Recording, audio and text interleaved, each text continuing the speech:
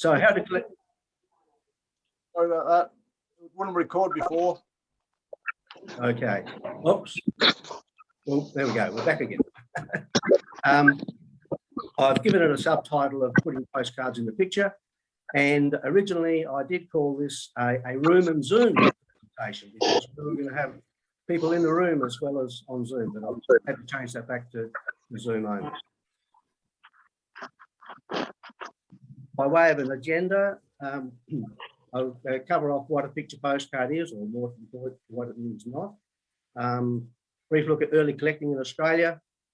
A list of all the clubs and societies and websites in the Australasian scene. And there I should say that there's no need to write down any notes. You can sit back, relax and have a coffee because this will be put up as a PowerPoint show presentation on the Philatelic side of the Victoria website as well.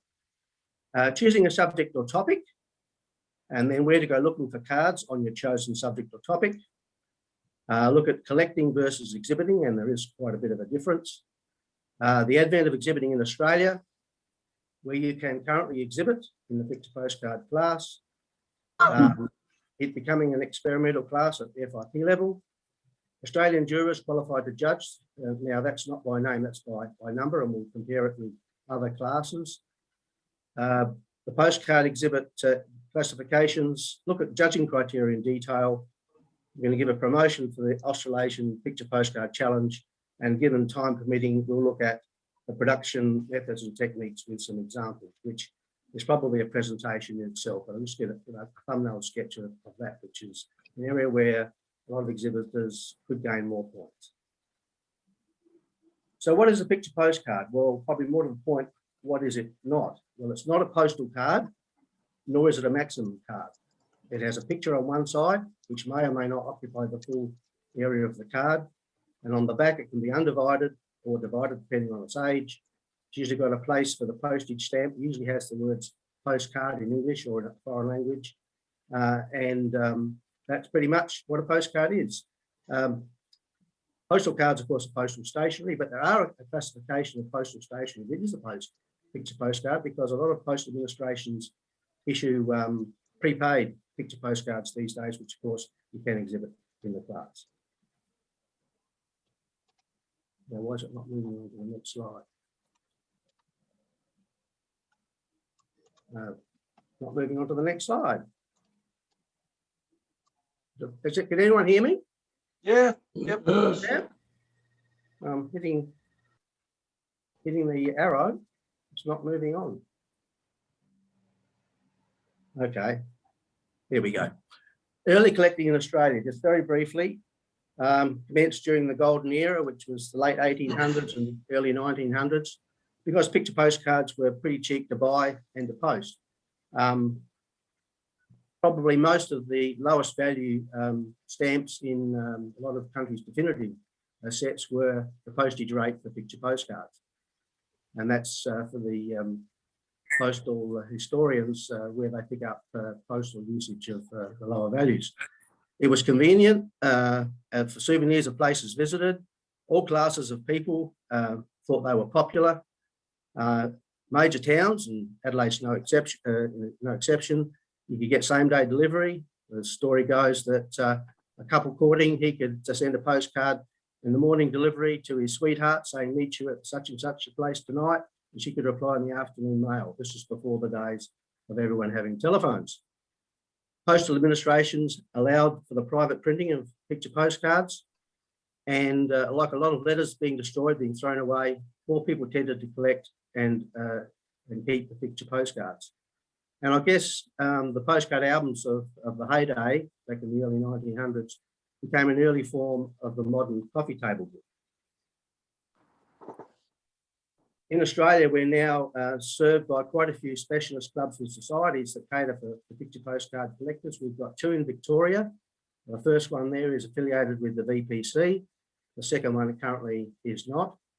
Here in South Australia, we have the Australian Postcard Society affiliated. In New South Wales, there's the Postcard Collector Society, which is affiliated with the PDC of Philas. In Canberra, there's the Philatelic Society of Canberra, has a branch of their society that caters for picture postcard collectors.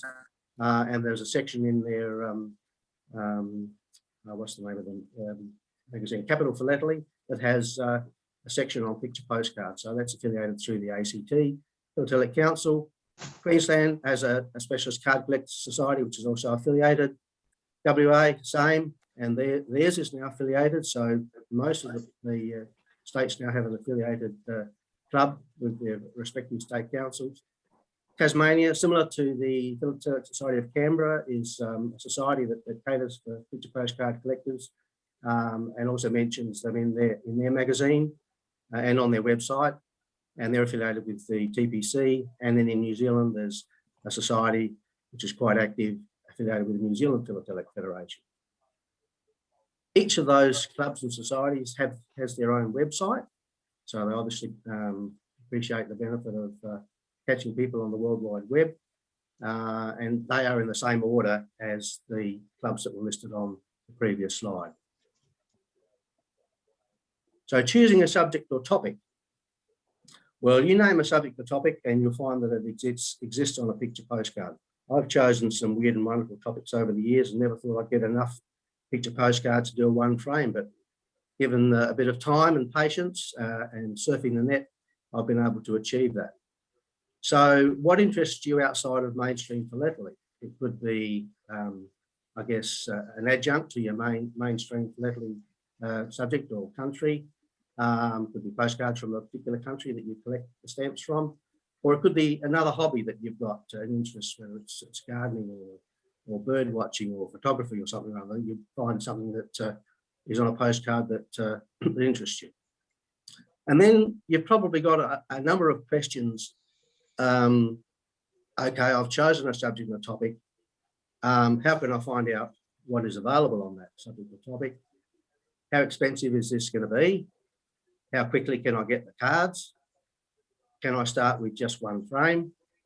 And do I keep my subject secret from others? Well, we'll cover a number of these in the following slides in terms of searching out what is available. And then when you find them on the net and in catalogues and so forth, you find out how much they cost. It can be inexpensive by and large, but it can also be fairly expensive if you choose a subject that there's a lot of rare cards involved. How quickly you acquire the cards? Well, in this day and age, it's a lot quicker than it used to be without the internet. Certainly, I've started with just one frame. The thing to watch there is if you're going to exhibit in one frame and it's a subject that can be extended beyond one frame, same as with philatelic classes, you could get penalised. So I've chosen a number of subjects that it's very difficult to get beyond one frame. So my intention is just to keep them at one frame. Whereas other subjects I've chosen that can be extended beyond. And do I keep it a secret from others? Well, that's entirely up to you. Amongst your friends, you'll probably let them know that I'm collecting X, Y, and Z. But if you let a dealer know, some dealers will. Could Ian McMahon please? Could Ian McMahon please mute his setup, please? Thank you.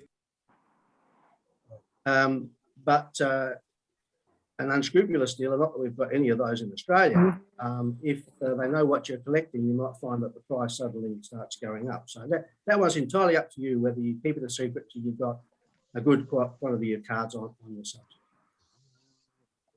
So where do you go looking for cards? Well, obviously the first port of call is now the web. These are the 2, 4, 6, 8 websites that I usually frequent. Some they're probably in the order which I frequent them. eBay, everybody uses, of course, but you can't find out how many cards are up there at any one time. With Del Camp or Del Compi, there's over 57 million cards listed there at the moment. Isn't that mind-boggling? More postcards listed there than stamps at the moment. Hip Postcard, I added up the various countries and there's over 5 million. Trade Me is an exclusive New Zealand website. It's New Zealand's answer to eBay. And it's exclusively, I think, to Australian and to New Zealand and Australian residents. So you get the benefit of being able to buy there without competition from other countries. Old Postcards and World Postcards are American sites. And then eBid and Etsy have got a whole raft of other collectibles on there, as well as picture postcards. As well as the World Wide Web, other places to go looking for cards are, of course, stamp dealers. You're finding these days that a lot of stamp dealers are diversifying, particularly when you see them at exhibitions, that not only do they have the stock standard stamps and covers and postal stationery and so forth, but they have a box or two of picture postcards. Then there are the specialist postcard dealers. In Australia, we've got, well, in South Australia, we've got Phil Sunderland from Felicia Antiques, who I believe he says he's got about 250,000 cards in stock. In Melbourne, you've got Abracadabra or Roycroft Books, Lloyd Hollyoake out at East Kew, with a very extensive stock of picture postcards. And in Sydney, you've got Michael Cousins, who I believe operates from home. You can go and visit him out at Maroubra. I'm not aware of any in Queensland or Tasmania or WA, although they probably do exist. Antique shops and particularly antique centres where there's multiple stall holders, I usually do the rounds, and I do two things. I go looking with my eyes, and then I ask at the counter, because I've found in the past that something's just come in today. It's under the counter. I haven't put it out yet, so you get a double whammy. So that's a tip there for if you go visiting the antique shop. Of course, stamps and collectible fairs, as well as exhibitions. Auction houses, and we're blessed in Australia to have quite a number of auction houses who have lots of picture postcards within their auction catalogues. And in recent times, there's been quite a bit of interest in some of their lots, especially the bulk lots. And quite a few times I've been the underbidder, thought I'd put in a decent bid, but obviously was pipped on the post by somebody else. So there is some keen interest in postcards in auctions. The specialist clubs, I've already mentioned, and you've seen them listed. There are specialist magazines. The one in that our Postcard Society over here subscribes to used to be called Picture Postcard Monthly. It's now called Picture Postcard Collecting, incorporating Picture Postcard Monthly. And as well as articles, there is a listing of all the fairs, particularly England. There's usually some fair you can go to every week in England, and others from around the globe, some listed in Australia from time to time.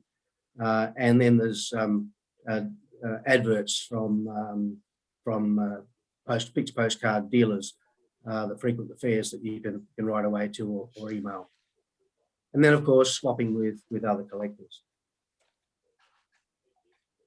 Collecting versus exhibiting. Well, this is probably not new news to anybody, but with collecting, of course, you can do your own thing. You're your own boss. There's no right or wrong way. You can display and mount your collection as you see fit, whether it's in a shoebox or in photograph albums or properly mounted with photo corners, hopefully using archival quality material, none of these cheap and nasty photograph albums that will damage your material. And there's no problems even with doing a club display on the boards using hardness. At the other end of the spectrum, when you consider exhibiting your collection and mounting it up, you need to study the general regulations, the special regulations, and the guidelines for picture postcard exhibiting. And those specific to picture postcard class are on the FIP website, and they're also now, thanks to Peter Allen, on the APF website, so they can be downloaded as PDFs and printed off. Ours on the APF website, we used to have our own, but of course now we follow the FIP now that it's an experimental class at that level. So when you're exhibiting, you need to have a discipline, you need to read the guidelines and regulations and follow the rules that are laid down. Otherwise, you won't gain the points that you should. And most people start out exhibiting at their state level. Sometimes there's clubs that do club competitions, so that's one level before state, and then progress from state to national level, and then ultimately international now. Just a bit of a history lesson on the advent of exhibiting picture postcards in Australia. The first exhibition was over in Fremantle in 1987, and the late Derek Pocock was instrumental in establishing that. The second exhibition followed the next year in Sydney, where they had more than 100 frames of picture postcards, competitive exhibits on show. They were in a separate hall to the Philatelic exhibits, probably because of the size of the exhibition, along with a few other collectible exhibits. Since then, there's been no fewer than 50 exhibitions in Australia that have catered for picture postcard class. Initially overseen by the APF, but I guess delegated to a group of three, as I call it. There were three gentlemen that were responsible for the rules and regulations at that stage in Australia, and that was Derek Pocock, Corey Aspinall here in Adelaide, and Bernie Doherty in New South Wales. And those rules were ratified by the APF. And then as time progressed, and I got onto the APF in 2001, of course, being a keen postcard collector, sort of started to sort of promote that side of the hobby. September 2008, the APF, I moved and Glenn Stafford seconded, and it went through that we were allowed to use the APF medals for picture postcard class, providing they were engraved postcards. So that was the first win. 2 years later, the APF decided to appoint a convener of the picture postcard class, which was an APF class at that stage, and I got the job and have retained it to this day. Almost a couple of years later, we had the first Australasian postcard challenge. It sits side by side with the Australasian Philatelic challenge. And then a couple of years later, the APF agreed that the picture postcard class could be a juror's first discipline, and that's how I got on to being a national juror, was through the picture postcard class. And then in April 2015, which was a Sydney national, full national, the one jury system was implemented. Up until then, there was a philatelic jury and there was a picture postcard jury. And they were kept separate, and there was a merger, so a marriage, if you like. And so from that time on in Australia, there's been the one jury system. And then in May 2016, special regulations were approved by the APF for the picture postcard class, new special regulations. And that story is to be continued shortly.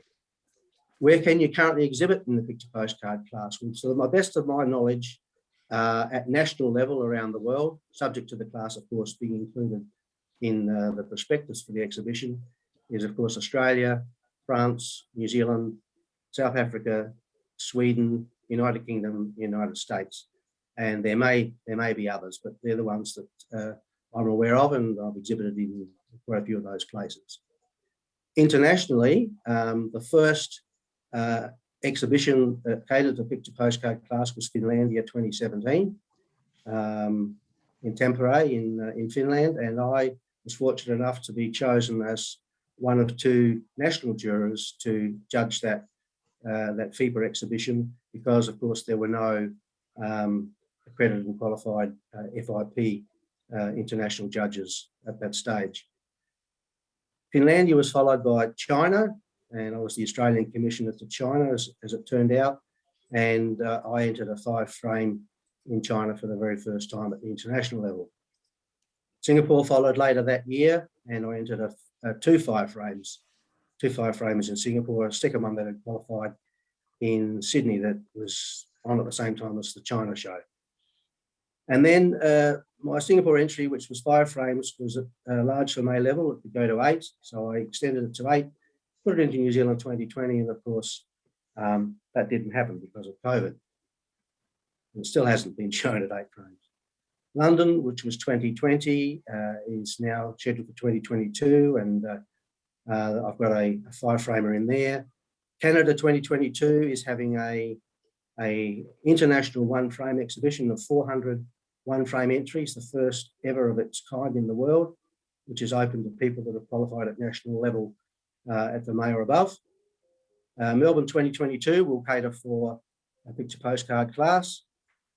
Cape Town, which is another deferral from last year, we'll have postcards, and then New Zealand 2023, which is the New Zealand 2020 that didn't occur at the international level, will also cater for picture postcards. So the FIP has adopted picture postcards as an experimental class. As I said, Finlandia was the catalyst for that. And following Finland, or actually prior to Finland, Bernie Beston, who was then a director of the FIP board, asked me to prepare a discussion paper on proposing that picture postcards become an experimental class at the FIP level, and also provide a brief paragraph or two at the end on the success of Finland. That was tabled at an FIP board meeting that was held straight after the Finlandia exhibition in Tampere. And then a few months later, he asked me to prepare a second discussion paper on how we could get jurors to the international level from the national level to judge, that are accredited or qualified to judge the postcard class, and more or less get some in under what I guess you refer to as the grandfather clause. Those two papers sat with the FIP board for quite some time, but just prior to the 2018 FIP Congress, the special regulations and guidelines appeared on the FIP website. And if you take out the headings, the FIP logos on the guidelines and on the special regulations, they're basically 2 pages long each. So they're not long, but they do cover the subject. Who will judge your exhibit once you start exhibiting? Well, nationally by jurors that are qualified in the picture postcard class, and now internationally by qualified jurors recently appointed by FIP. And I was very pleased to receive, or to be advised of, a letter that was received by the APF secretary last month from the FIP board, where they had endorsed me as a pioneer FIP juror of the FIP picture postcard experimental class, along with a number of others, but I'm not aware of who the others are. Australian jurors that are qualified to judge. Now, this is out of the last year's APF annual general meeting collateral. And as you would expect, traditional has got by and far the largest number of national qualified judges. And of course, we all have to reaccredit every 4 years in our classes, primary class and secondary classes. And as the stats show, picture postcards has crept up to 4th place. So that is a lot of jurors in other philatelic classes have stuck their toe in the water and done a picture postcard exhibit. It has to be a multi-frame exhibit, and scored the requisite medal level to become an accredited picture postcard judge. So you can expect that at a national exhibition, if you're exhibiting in picture postcard class, then your entry will be judged by qualified picture postcard jurors. Moving on to the exhibit classifications for picture postcards, you've got topographical, which is a geographical study of a place or a number of places. Thematic gets a Guernsey as well, which is telling the story of a subject or a theme. Social, illustrating an aspect of some social subject. Obviously, a people-based one would certainly fit within there. By classification, where you're concentrating on the producer of the cards, the publisher, the photographer, or the printer, if that is different. Modern, which of course is the same as in philatelic classes, post-45 material on any of the above classes. And the classifications, all those classifications, they're not judged any differently. They're just a classification that has been allocated. And in all of those, it's permissible to show other material to complement the subject. They can be photographs, they could be printers' proofs, if you're lucky enough to find some. I think Martin has just recently proofs or artwork for picture postcards in an auction. Newspaper cuttings, menus, or whatever, but they shall be neither numerically or in area more than 10% of the postcards shown. Moving on to the judging criteria in detail for a picture postcard exhibit. And you see the points breakdown is no different than in the philatelic classes, and that was obviously done for a good reason. So presentation is 5 points, idea and plan 10 points, treatment is 20 points. They're aggregated together, you have 30 points. Knowledge and research is 35 points, but we tend to judge by 2 subcategories, subject knowledge and cards knowledge, and you'll see the reason why they're broken out in a minute. Condition 10 points and rarity 20 points, same as in other philatelic classes. So for the presentation, which is 5 points, the overall viewing impression, standing back from the frame or frames, getting an overall impression of the exhibit, its tidiness, cleanliness, is there clarity and balance? How does the text and the layout complement the cards? Does the text overpower the cards? Or do the cards, are the cards the main items on the page? Are the pages congested? I don't like seeing picture postcards overlapped. Is it hiding a bent or damaged corner or even a piece missing off the card? And to avoid pages with just one card on them, similar to in philatelic classes. Is the subject knowledge and the card knowledge easily distinguishable? And I'll show you how I do that in a moment. And is it an innovative presentation? And it's not hard to get 5 points in presentation. The idea and plan. 10 points. So you should have a plan or at least an outline of your exhibit. And is the title correct for what is being shown? And a lot of this is similarity between picture postcards and philatelic classes. You would start to see that. Is it attractive in appearance? And is the write-up concise or verbose? Originality to be rewarded, that's what the judges should be doing. Is there a bibliography, which certainly helps the judges ahead of time to look up what the subject is about?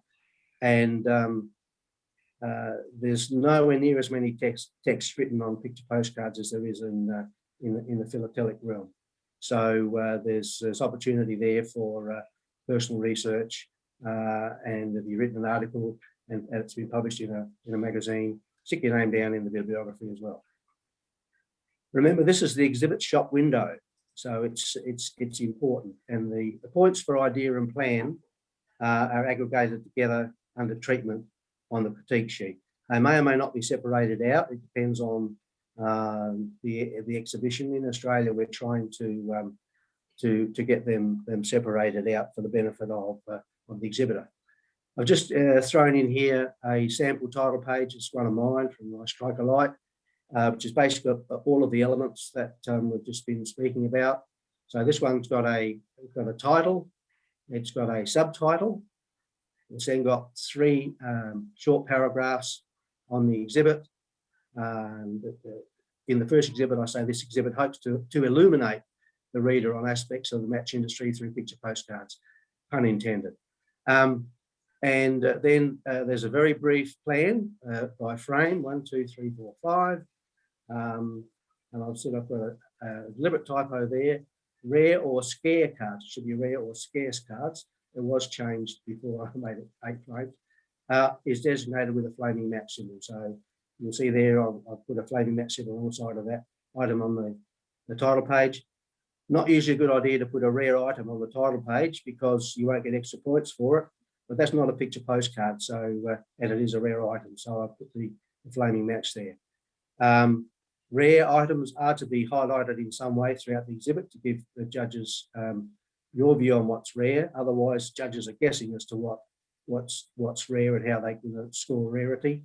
You can show one of the rare items by outlining them on the computer with a border. We can put cardboard backing on them, or in my case, I've chosen a little rubber stamp because I go through afterwards and put a little rubber stamp alongside the rare cards. Some judges like that, others don't, but seeing I'm a judge and I've chosen that, that's what's going to stay. a little bit of text to do with the item on the title page, and then the bibliography at the bottom. So all of the elements, not busy, succinct, and to the point. Treatment.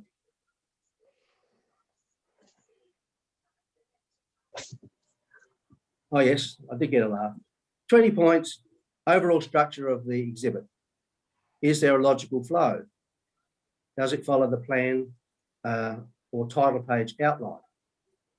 And is the entry or exhibit consistent with the title? The approach that you take on your exhibit is entirely up to you as the exhibitor. It can be chronological, you can follow a storyline or any other logical approach, as long as it has consistency with the front page, which is your shop window. I guess if it's a storybook or a storyline, has got a beginning, a middle, and an end. It's good to have a good conclusion to an exhibit if that's possible, to work that into your exhibit. Subject knowledge.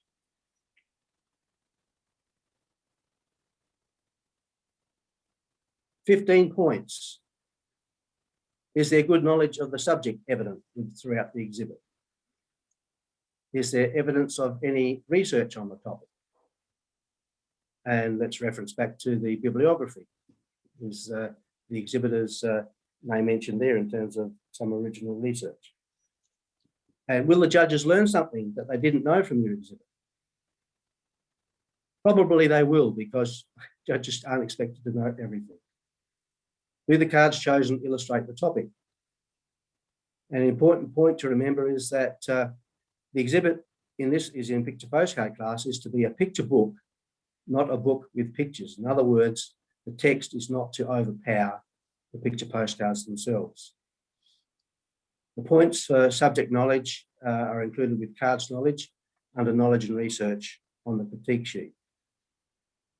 So to go with hand in hand with subject knowledge is cards knowledge. 20 points for cards knowledge, which is 20% of the overall mark. And the exhibitor is expected to show cards knowledge.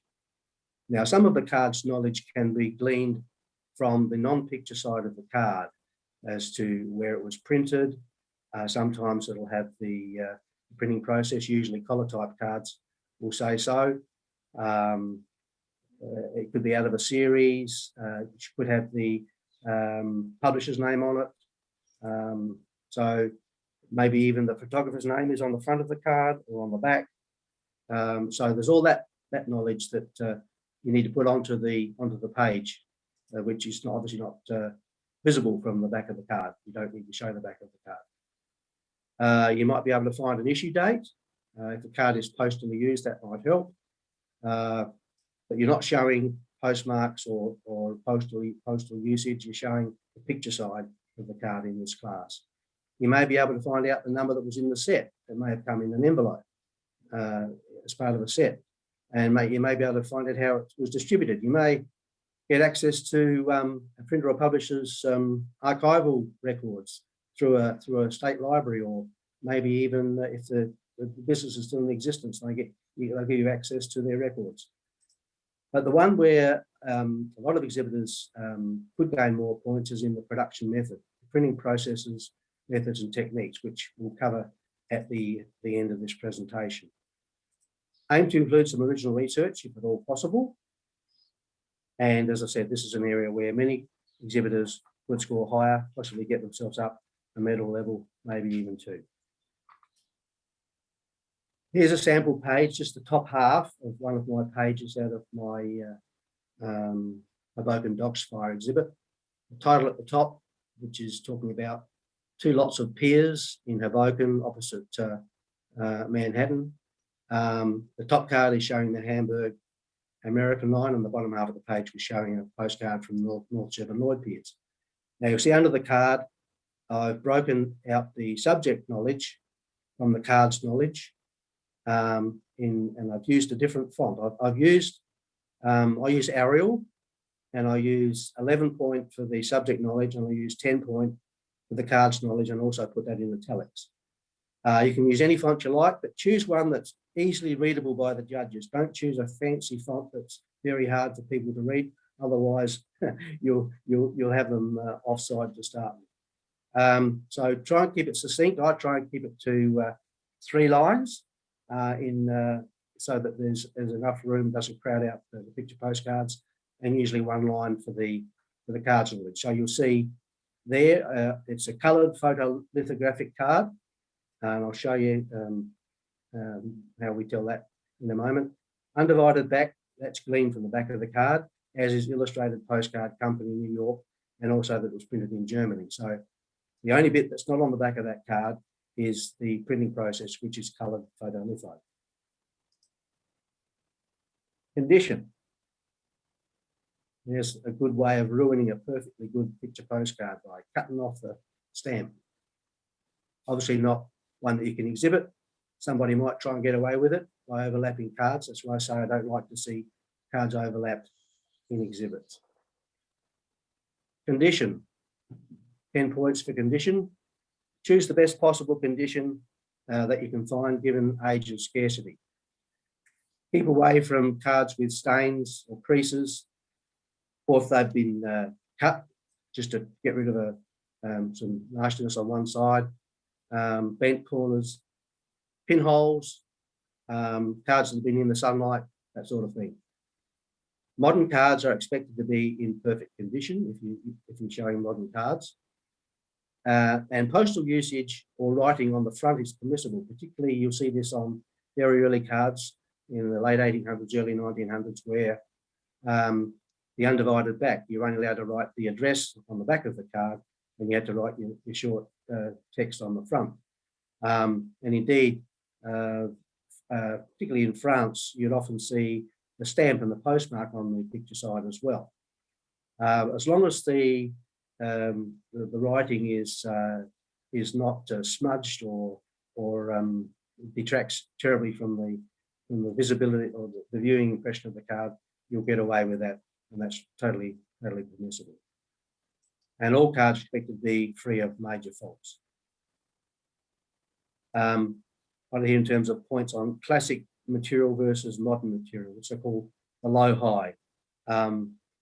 You would expect modern cards to be high in condition, and you give some leniency to classic material that, particularly if it's been through the post, it's been in a postcard album and whatever, so long as it's not very badly damaged.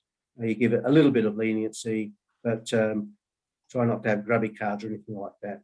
And if you find one and you've never seen one in 10 years of collecting, you might put it in your exhibit, but just it's try and find something that's a little bit better.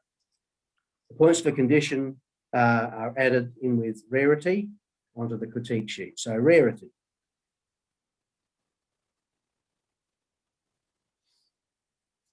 $20 points for rarity. Another category where it's 20 points of the total mark. Include rare examples in your exhibit, and obviously they need to be appropriate to the topic, and highlight them. Don't go overboard, because if you've got 3/4 of the cards in your exhibit highlighted as rare, I think the judges might smell a rat. Rarity is assessed, and this is can be subjective, but it's usually assessed taking into account scarcity of acquisition, which comes with experience, regard to original supply and anticipated survival. Real photographic postcards, especially privately produced, would be slower in number to start with, so hence the survival rate. You might only be 1 or 2 still in existence. They tend to say that probably somewhere around 4 or 5% of original issues cards quantity issued remain in existence, and probably 1% if you're lucky in really good top-notch condition. And then also popularity and collector demand. Current market value is not necessarily an indicator as to rarity. It can be, but it's not always the case. And here, once again, your classic material versus your modern. Your classic material will tend to score higher in rarity than modern. There are obviously exceptions to the rule. If you've got a a modern postcard that was very low in number, or it was only issued at a particular event, and hence it's rare. And you're aware of that, you need to annotate it as such and mark it as rare. Once again, rarity included with condition on the critique sheet. So that's the class, the categories within the class. Just quickly before we get on to looking at printing processes and techniques, the picture postcard challenge is, I mentioned it earlier, is similar to the Australasian Philatelic challenge. It's been held every two or 3 years at national levels in Australia, and it comprises teams of 4. If you've read the prospectus for Newcastle, you'll see that the teams are now made up of 2 5-frame or 2 8-frame, or 1 5 and 1 8, and then 2 single-frame entries. So it can be anywhere between 12 frames and 12 frames and 18 frames. And that team is from a state or territory of Australia. We've had them in the past from the north and also the South Island of New Zealand. Any accord countries that are sending a judge to a national show in Australia are welcome to send along a team entry to the postcard challenge. And so as hopefully that different states win the challenge. Up till now, South Australia's won it every time, but that's obviously going to change at some stage, because every winning entry that's in that winning team, all those 4 entries, are precluded from any future challenge. That doesn't mean the exhibitor is precluded. The exhibitor can still enter as a part of the team, but they have to enter a different exhibit. You'll see in the back there the perpetual trophy that is engraved each time with the winning state team, or there's there for 24 shields on that. It's only been used once. It's a brand new trophy. It's commissioned by the APF. So that'll last probably somewhere between, 36 and over 50 years, which will see all of us out. The next challenge is in Newcastle in October, and hopefully we'll see a few teams enter. Looking at production methods and techniques. How are we going for time, Frank? Should be fine. Should we? Okay. Yeah. This is just a lot of pictures, basically, from here on. The various printing processes and techniques is, you've got real photographic postcards, usually abbreviated RPPC. You've got silk, which can be woven or embroidered. We'll see examples of all of these in a moment. Recess printed, lithographic printed, which have got 3 subcategories of photolitho, chromolitho, and collotype fits into that. And then there's letterpress printing, half-tone block.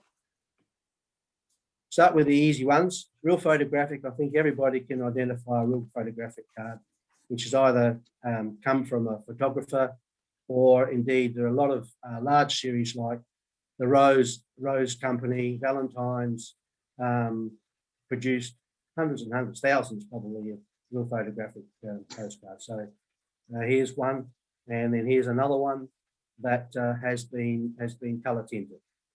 Still a real photographic postcard. Silk postcards, once again, are easily identifiable.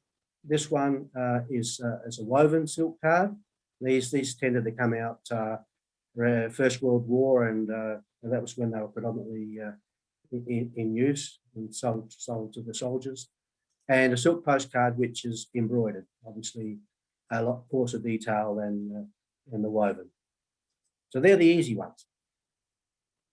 Recess printed, and here your 2 tools of trade are a magnifier. This is a 30 times. This one is a little, well, the jeweler's 10 times. Tools of trade, obviously, for a philatelist anyway, but 30 times is certainly a lot better to find the detail in the cards than 10 times, although 10 times will work. In recess printing, you're looking for lines. So you're looking for horizontal lines or vertical lines. And these tend to be the earlier cards, the undivided backs, in the early era of the picture postcard.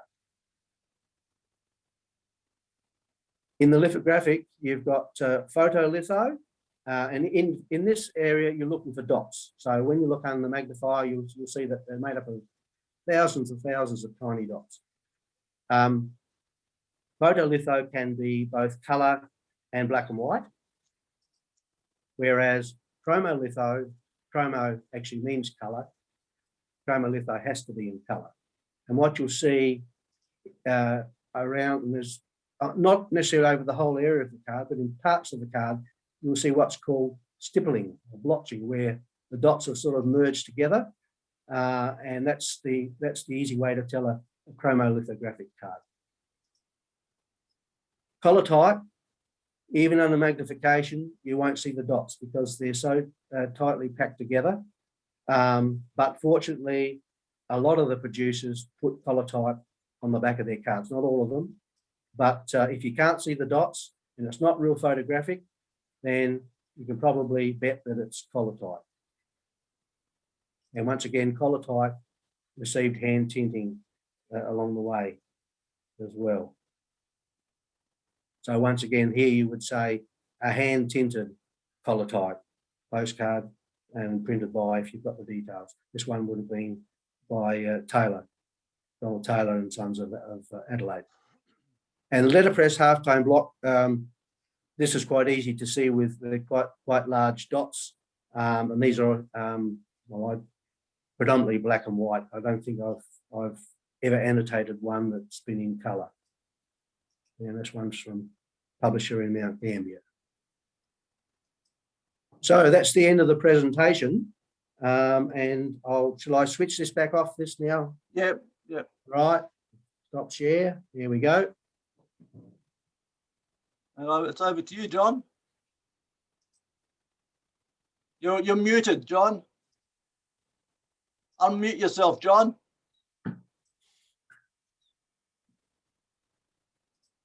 Yeah. I'm now unmuted, and apologies for that. Frank, thank you. And but more importantly, thank you, David. That's a real tour de force of the subject. Now, Frank, I think you'll be giving a vote of thanks for what has been a very interesting display. So over to you, Frank. Thank you. Well, there's not much more for me to say, John. David's given us a very informative and detailed presentation on collecting, and especially on exhibiting picture postcards. Many of us here, I would say that have got picture postcards in their collection in one way or the other. You know, even if we don't exhibit, we've still got them in our collections, and it shows you how popular picture postcards is with collectors, and hopefully now, you know, with picture postcards being an FIP experimental class, you know, get more popular as an exhibiting class.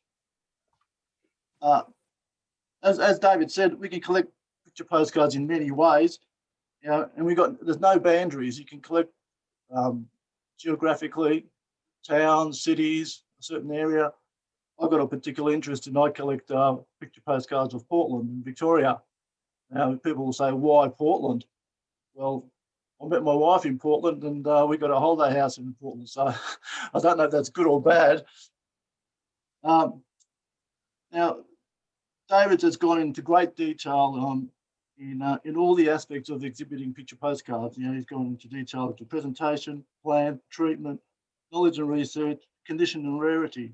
So I commend David on giving us a real detailed explanation in exhibiting. So hopefully the exhibiting bug catches a lot of our royal members, and I can hopefully see a few picture postcard exhibits in our annual competition next year. Well, there's not really much other I can say. Is that thank you, David. It's been a real detailed and informative presentation. And now I would like everyone to show David his appreciation in our normal way. Thank you, David. You better unmute yourselves. Yeah. Frank, if I may, can I ask a question about rarity? Yep. I've got quite a large collection of Mauritius postcards, and fortunately I'm helped there by a booklet put out by the Indian Ocean Study Circle that actually looks at the various series of postcards that were issued and gives a relative rarity rating. from someone who studied it quite closely. Are there equivalents to that book for most areas of postcards? No. There's a lot of research and publications that could be done in the picture postcards space. But David, with respect to judging, how in the world do you accept the idea of rarity given by the exhibitor in that case? Well, it all comes with experience. The more cards you see, well, I'll take an example. There was an exhibit of Paris, the Paris exhibition, in the early part of the 1900s. Every card is undivided back because they're pre-divided back. You would think that they are rare. A lot of them are all rare. A search on Del Comp of the Paris exhibition found several thousand cards. So that indicates to me that as a general view, they're not rare. Some of them may be, but as a general view, and that's where, as a judge, you've got to do your preparation, your homework before you start, looking at the exhibits that you're going to judge. Bibliography can help you, the subject and the title page, then go searching, the same as the exhibitor would have to find the cards in the first place. But it's certainly, a lot of it comes with knowledge. We don't always get it right because the exhibitor should know more about the subject than the people that are judging it. But you just give it your best shot, same as you probably do in philatelic judging. Yeah, Frank, I don't know whether you've got many other questions that have come in. I've got one question by Sean Burke. David, Sean asks, the judging criteria do not seem to consider the postal use of cards. The really philatelic aspect of a postcard, a bit like a mint stamp only versus a used stamp. Postcard can have many other interesting aspects of philately, usage, cancels, stamps, etc. But maybe this is on the wrong. Is not the point. No, that's not part of the picture postcard class exhibiting and judging rules and criteria. That's basically you can have a mixture of mint and used picture postcards in your exhibit because you're showing the picture side. The judges won't know whether it's mint or used. I would tend to put only a postal usage of a card if it's relevant to the topic, like it might have been like if you've got one framer of a very early exhibition and a card was posted at the exhibition with the exhibition postmark.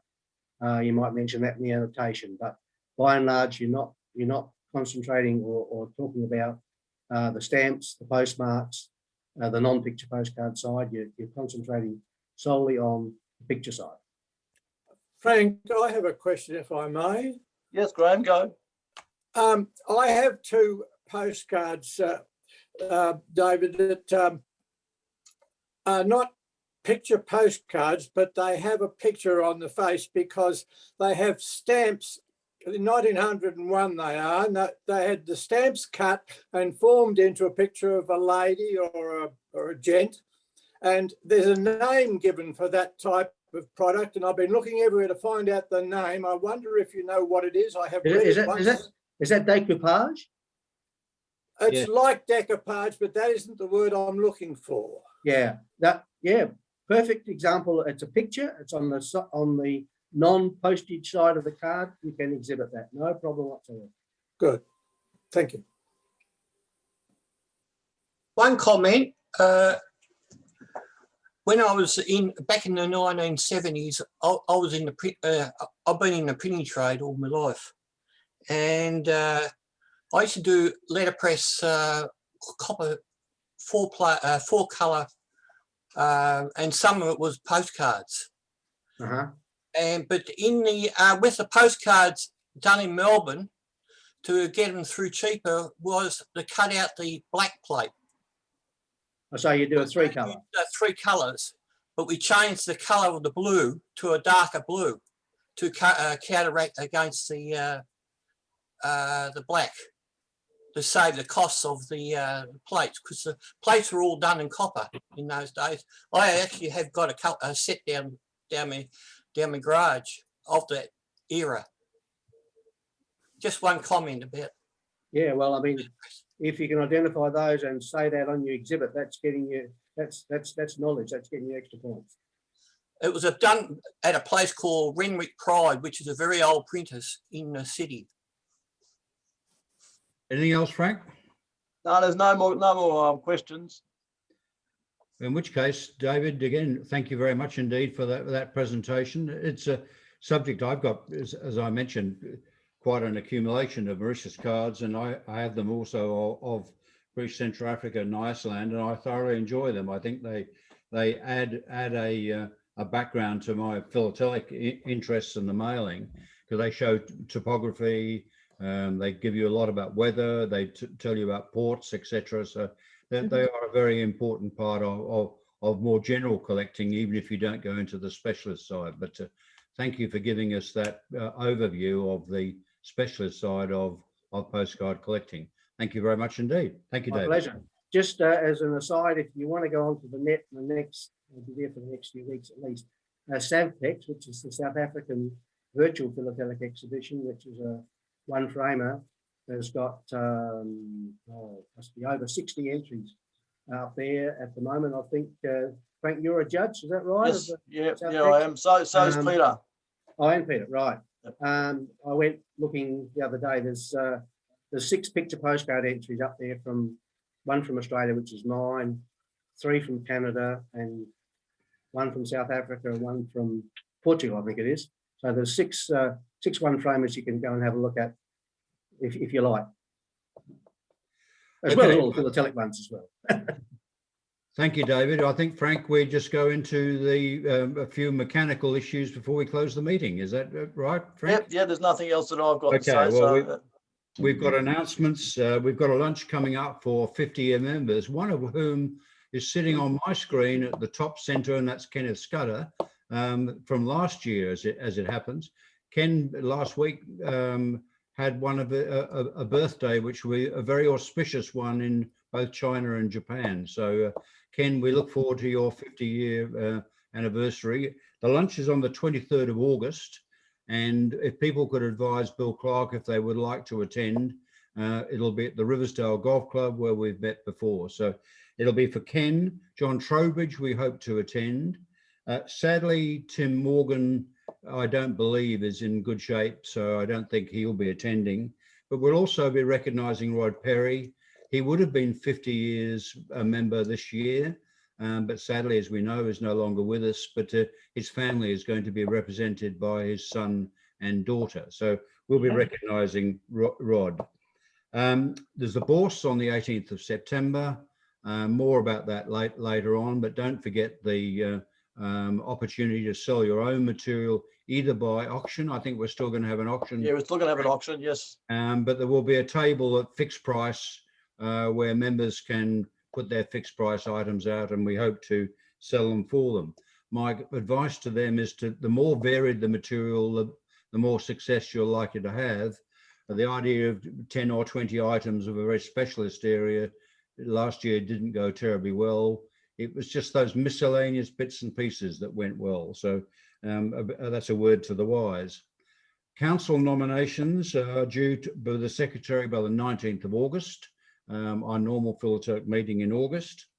And lastly, just to mention that work continues on the compactors for the library. And I see Peter Leach there. Peter's doing some sterling work there, trying to get the best quotes to get the maximum size compactors we can into the front room to give us some expansion capability for the library. Libraries, by definition, occupy ever more space.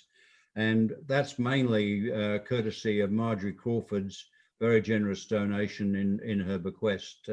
And we'll talk more of that at the AGM later in the year. Now, is there any general business? Is there anything that people of our members and I should have said more of our international members who are here, and I don't just mean those in Tasmania, Peter. Good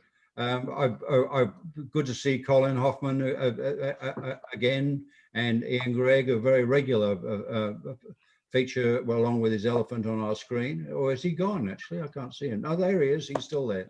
He's there. So good, very good that you can join us. But are there any other announcements anyone else around the table would on my screen would like to give? Unmute yourself and off you go. Hey, John, Yeah. Ken Scudder, could I just say hello to Colin Hoffman? You may indeed. You've just done so, I think. I can't see him on my screen. Oh no, he's two below you. You're standing on him, as it happens. Standing on him. Oh. Not on ours, it depends. Sorry, Ken. They vary from Hello to screen to Colin. screen. My apologies, I'm talking over Ken. I just wanted to say hello, Colin. We're judging postcards on Savpex. Okay, good on you, Peter. Thank you. And Colin, you look in good form there. Is it a bit warmer up in Manchester at the moment? We are basking in a late sort of summer splurge, bit of a heat wave. Late summer in July, my heavens, that's a little. That's enjoy. Anything else from anybody? Please feel free. John, you don't